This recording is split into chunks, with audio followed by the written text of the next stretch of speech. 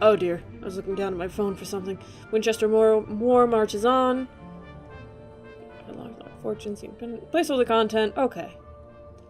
Read the Gazette in New London to learn about recent events in the war. Your cook has gone wild with invention. Shaved a Hyperion fungus over kippers, eggs from the leadbeater and stainrod, and chorister honey with soldiers. After a few mornings of this, your crew are longing for biscuits and steeped tea. Engineer emerges from the quarters in their third fresh shirt sleeves of the day, ready for their last shift. Okay. I hope that doesn't fuck anything up. The story lit coming up. I still have a feeling that last time that's what happened. But we got rocks now, so we still got rocks. As long as rocks are happening, then everything's fine. Hiccup. Ooh. Over there. That's Port Avalon. That's definitely Port Avalon. Alright, oh, here we go. Oh, that's not it. Nope. There we go. Somewhere around this bullshit is a port, and I'm gonna find it. Because we didn't get to explore Port Avalon last time because we were mid-crisis. Literally. But it looks like a lovely place to be, Squire's house. It looks like a lovely place to be, but we can only be here a certain amount of time because then they start to hate us, which I can understand. I'm not that lovable. Come on.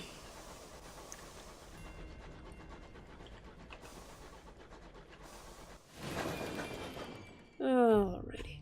There we go. Arriving at Port Avalon. Behold, a ruin of giants, gargantuan blocks jigsaw together, furred with moss and whispering with orchids.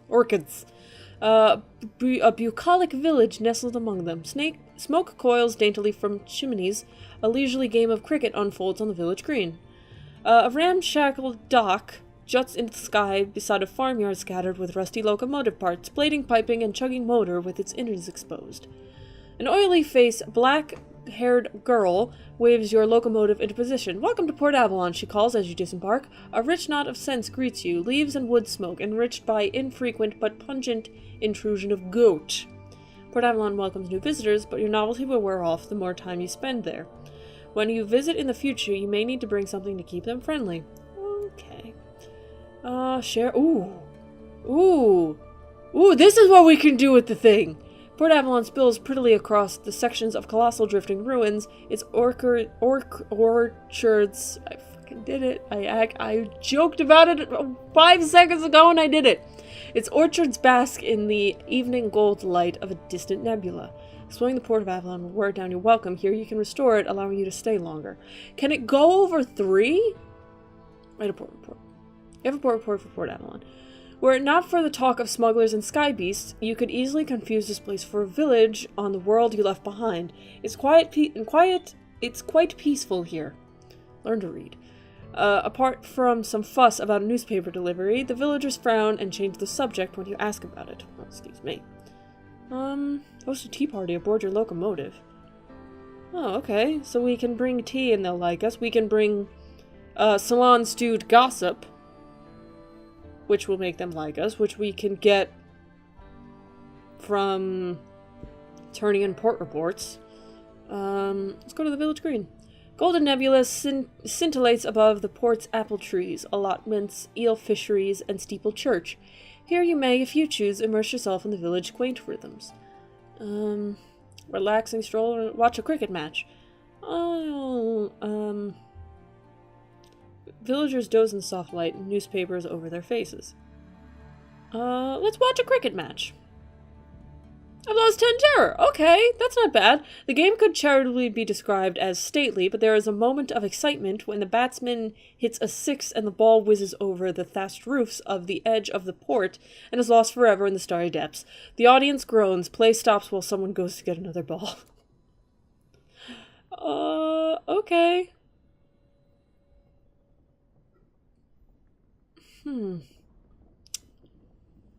Let's look around. The Nowhere Inn. I was tempted to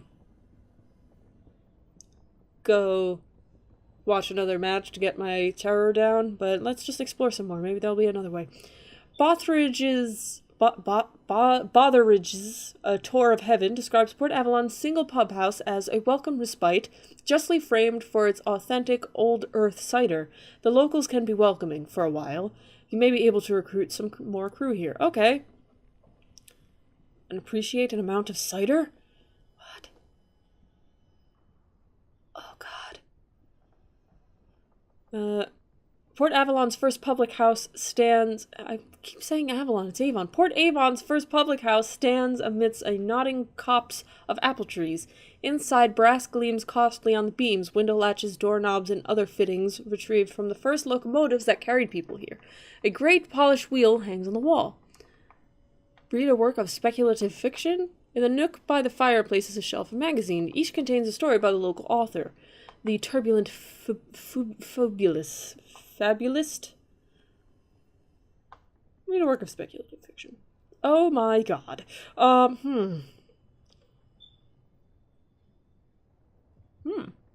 damn. The fabulist's work have been accepted in a number of publications, including, oh God, Murgatroyd's Miscellany, Health and Heaven, and The Seasonal. He is prestigious. Which story catches your eye? Bones in the Wall? Eyes of Heaven, Devil's Confession, Vacant Throne, Corpse at the Window, Parson's Cookpot. We're looking for a devil with rose-colored gloves, so let's read the Devil's Confession, being a satirical tale of infernal ambition and mortal folly. I've lost 5 terror, and I've got a sky story! Okay, that's good. His companion's hooves thumped on the crimson carpet. The corridor was long and lined with doors, each with a brass knob. He opened one. The room behind was filled from floor to ceiling with bottled souls. He tried another, the same. We've never found a use for 'em, the devil admitted. I get it. How many things do I have left? Okay, let's go to the Cyclopean ruins. What palace was this? What giant king made his home here, and why did he abandon the vast stores of souls that the locals still quarry from beneath the stones? Perhaps you might risk a furtive excavation of your own. Ooh. Oh, I need 10 crew, probably because I'm going to lose them all. None of the looming stones is quite square, yet they all slot together immaculately. What were these ruins before their fall? Even their bones are tall and stately as the finest cathedrals of old France. What purpose did they serve in the past plentiful days when the sun still shone? Enjoy the picturesque surroundings? How they soar, how tragic, how solemn. It's like the most rampart visions of Turner. Okay. Narrow success. Ooh. I wonder what that means. Your piece is interrupted by whistling. A popular tune... Oh, not alone. Appallingly executed. A painter is here. He has set his back to a towering arch and is painting his reflection from a mirror set beside his easel. The mirror's glass is black, dulling the vibrant green of the moss and the scintillating hues of the sky. The truly picturesque requires a certain restraint, he explains, frowning irritably over his shoulders at the splendid view. This is trying rather too hard, don't you think? His presence has ruined the atmosphere, but your walk is not unpleasant. Okay. So I can go back to the docks. Can I buy stuff? Will you guys still let me buy stuff? Is that cool? Okay, thanks.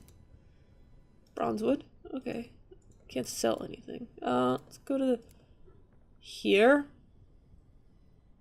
Alright, they're always hungry for news. The more trivial, the better. Ooh, okay, now we've got 2 welcomes here. Okay. Gossip. Port Avalon. Avon. Fuck. Shit. Is 2 welcomes. I'll make sense of that later. You make for the Nowhere, the local pub where you can be sure of an audience. Ears bent to overhear your conversation about a London scandal. One resident even buys you a drink, an unquestionable honor. Oh, thanks, guy! Thanks. Alright, so... these are the docks. The village green. Shall we watch another cricket match?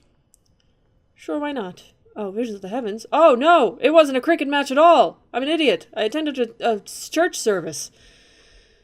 Oops. Okay, the vicar's voice rises and falls like the tides. His parishioners struggle to stay awake. Today his sermon concerns Matthew chapter 4 and the devil tempting Christ in the wilderness.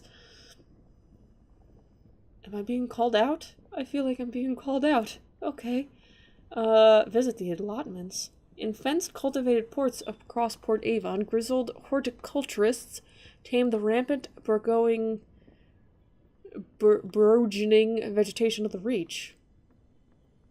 Let's go. Failed. Shit. Ooh, one uncanny specimen. Here a goat grazes on a bush whose leaves spiral like corkscrews. A harassed gardener hacks at the weeds that looks like a knot of melting snakes. Another gardener hurries over and presses a bulbous cutting in a clay pot into your hands. Here, you have it. I can't abide its singing. The plant, green noduled, thrills mournfully. Oh god. You've worn out your welcome. Okay. It is suggested in firm and explicit terms that you best be on your way. You may be able to improve your welcome back at the dock. You have moved to a new area. Alright, so I'm back at the dock. I don't have anything they can give me. Is that thing taking up space in my cargo hold, or nah? Oh, okay. It's taking up space here in my possessions. Uncanny specimen. The remains of some celestial abhorrence. Probably dead. Hopefully dead. I really hope it's dead. Moment of inspiration. It is good to love many things, for therein lies the true strength, and whosoever loves much, performs much, and can accomplish much, and what is done in love is well done. Oh. Those are nice words. Those are surprisingly nice words from a Sunless game, where everything is doom and gloom and terror and that noise! Okay. So, where can we go now? We still need to find Lustrum. Oh dear, no, go back down. We need to find Lustrum in Trader's Woods. So, back it up, back it up, back it up. So let's go. Anything? Anything, guy? Nope, nothing of interest.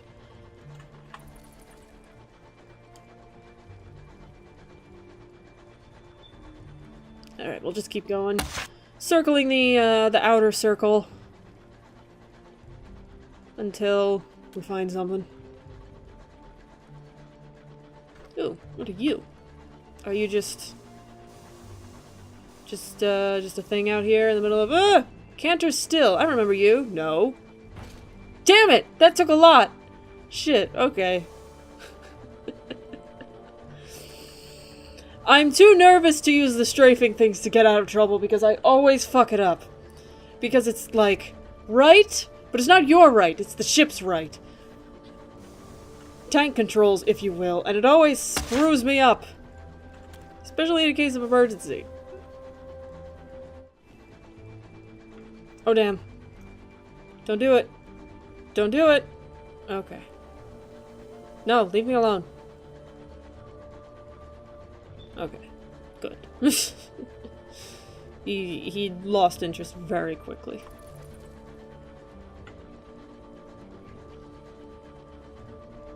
Ooh, okay. What are you?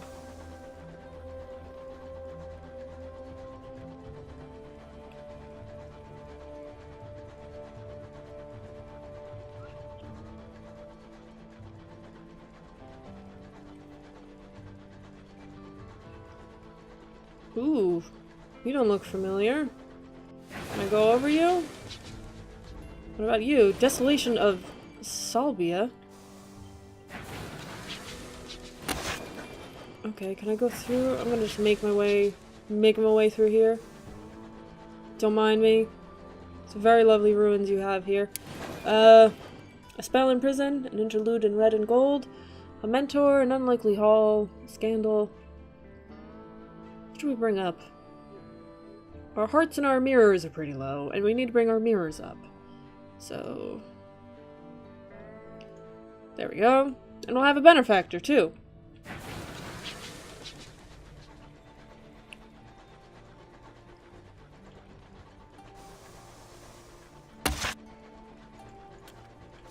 Alright, I've never seen this place before, but there's trees, which makes me think that this is going to be Trader's Woods.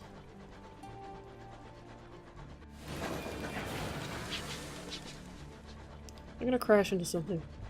I'm gonna crash right into this? Headlong into this? Nope, okay. A forest of towering bronze woods. The wind is full of fallen leaves. They rattle at your engine windows. So, your leaves are falling on my lawn. I'm gonna have to ask you to pick them up. Otherwise, I will have to contact the Homeowners Association. Oh god. This is definitely Trader's Woods.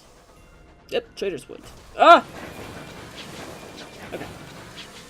Sounds like a lovely place. I hope I don't get stabbed. Palewood. Trader's Wood is a sprawling, secluded forest on the edge of the reach. Few venture beneath its gloomy burrows. The legend speaks of a king who sleeps under the burrow at the wood's heart. Is he a traitor? The gloomy forest rises in graves furrows beneath the station. Rises in grave furrows beneath the station, where a few tents have been set up, sheltering from the drizzle.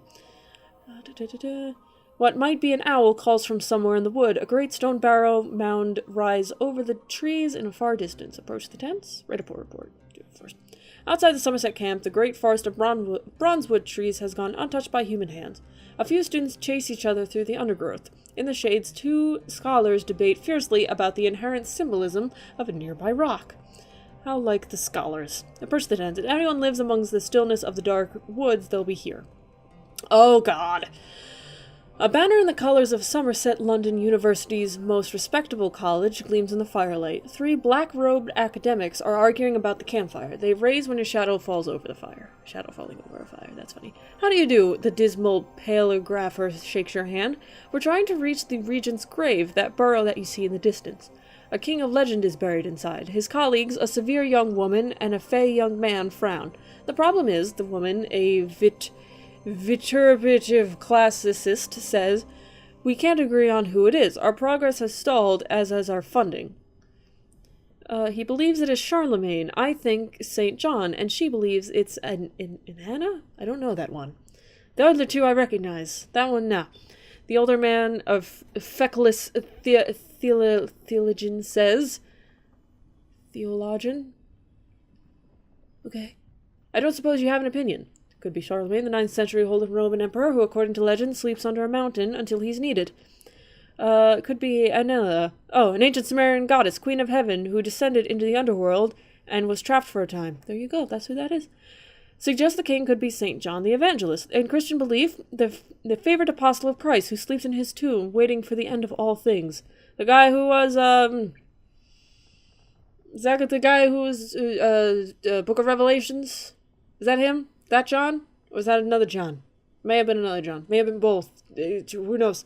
Suggest none of them could be the king. Why would a figment of our mythology find its way into a tomb in the high wilderness? That makes the most sense.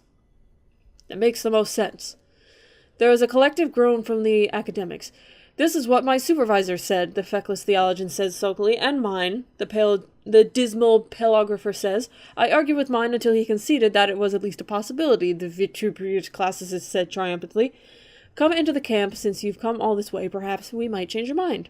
The sky clears, a beam of starlight illuminates a monument ahead.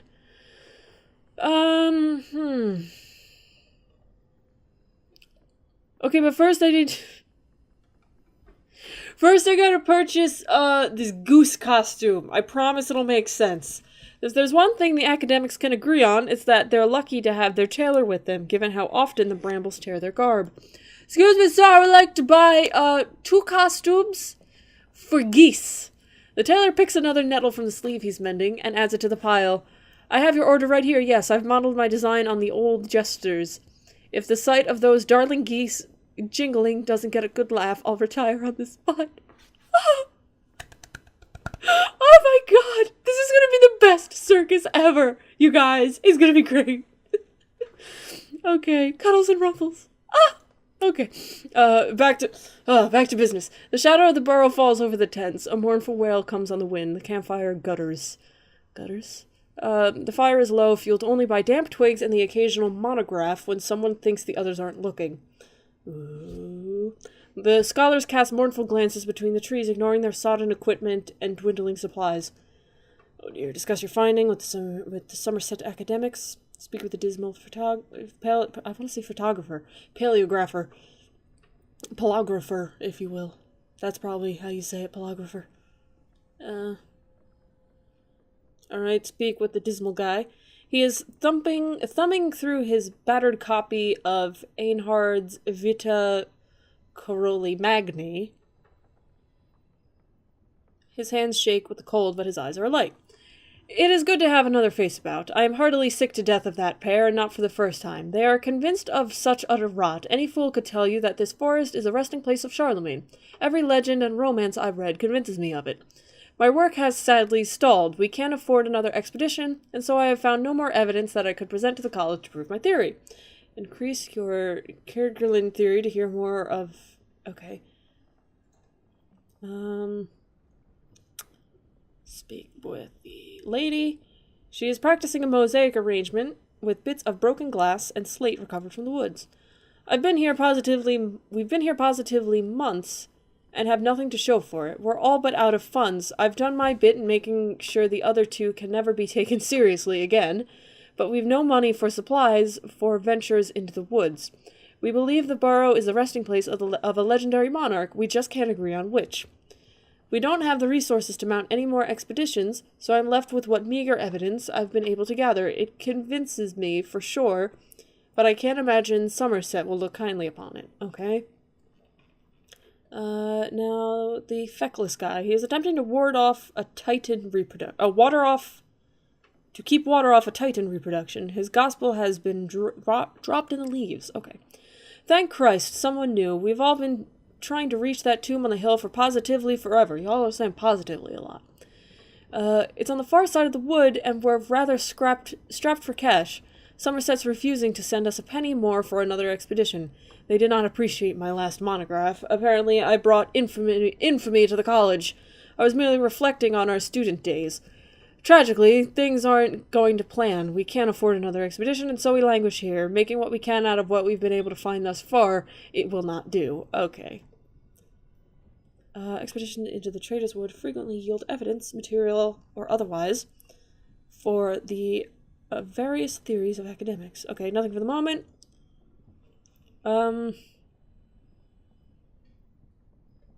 Sure, let's go to an expedition. Oh dear.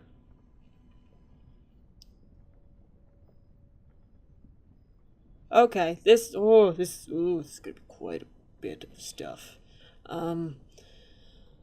Somerset academics have run out of funding for the lengthy exploration of Trader's Woods. They are looking for evidence to support their theories on the identity of the sleeping king in the burrow. If they gather enough evidence, they hope Somerset College will give them permission to mount an expedition into the Regent's Grave itself. You could help them if you were so inclined. Ask what an expedition entails. Oh, it's easy enough, the feckless theologian says, munching on a red apple. Wear something warm. Mark your way with chalk. Make sure the map's the right way up, and never ask if you're sure the other chap's reading it right. Luckily, the dismal paleographer is on hand to give more practical information on the treacherous byways of Trader's Woods. A successful expedition requires you to raise your progress in the woods to at least 10 before your time in the wood runs out and you are forced to turn back. At the end of an expedition, you can choose to look for a reward or search for evidence. More difficult expeditions provide opportunities for higher rewards and more valuable evidence. Okay, so this is the equivalent of going through the wispways in Mangrove College, it seems. I've got to load up on stuff here. Got to bring munition, supplies, and fuel, obviously. I've got to go by myself, get my own shit to convince any of them to come with me. So, that's a thing we gotta do. We can buy fuel, that's nice. We can buy bronzewood, that's nice, but we can't. So, we can't even buy fuel anymore. We're out of money for fuel, but it's fine. Because we can go now back to the circus. Oh, it's a great time. We're passing Magellan's on the way, but we should just go to the circus, get some money, then go back down to Winchester. It'll be great. Because then we can turn in our port reports. Maybe we should pick up a Magellan's port report on the way. Just so we have it. Yeah, why not? Because I want to go to Lustrum first to get the more of the host's information. But let's write this down. Ammo to Trader's Woods. Here we go. Here we go. I bet none of those kings are in that tomb. I bet it's someone, like, way out of left field, like Otto the Great. Or Boudica or someone. Someone like that. It's Nero. It's Caligula. That's who's in there. Here we go. Has a small comfort. Collect a port report. Request an appointment? Can we do that? Oh, treatment for NY. Treat your condition. This cannot continue. Okay.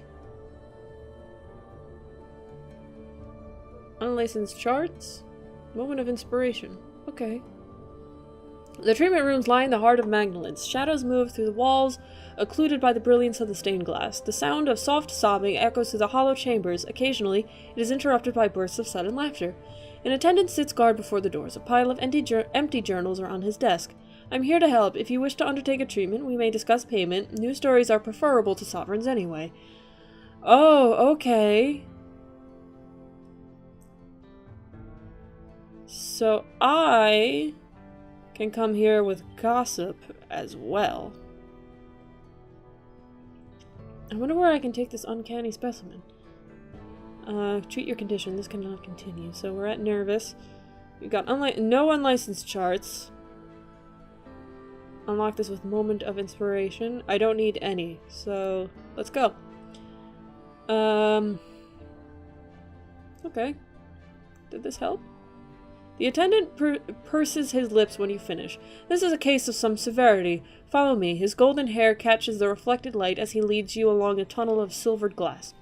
Our most skilled staff work in these rooms, some trained actors lacking suitable stages in the wilderness, others former employees of the parlor in Old London.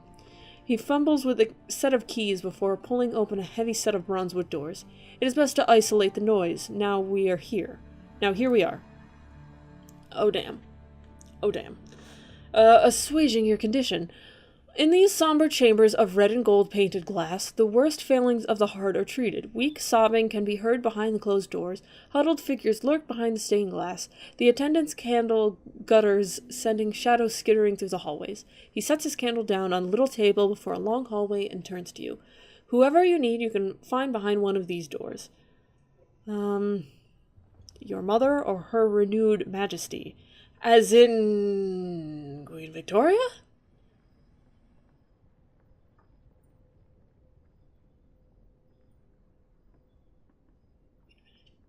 It's 1905. Queen Victoria isn't alive. Is that why she's renewed?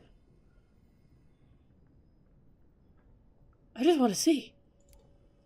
You have been invited to the garden party at the palace. You are escorted to the lawn by a senior footman where you are introduced to a social climbing duchess and a disgraceful viscount. You exchange witticisms together while a footman refills your glasses. The peal of a single trumpet interrupts your conversation. You and the other guests are shepherded into a line as her enduring majesty passes by. She favors you with a wintry gaze before preceding the more important guests in the marquee. I've lost one condition. Okay, we're not on nervous anymore. That's good. Okay. So is Queen Victoria still alive? Probably. I mean, whatever she did that fucked up London. Probably. She might be. Who knows? What is this? Fucking monster mash going on here? Eastern angler crab. Jesus Christ. They all heard I got a big fancy new gun and they want to see it. While I'm here, and I'll try that. To clear that place of slimes, or to clear that place, yeah, to clear that place of slimes, I'm going to introduce a tar. This probably counts as eco-terrorism.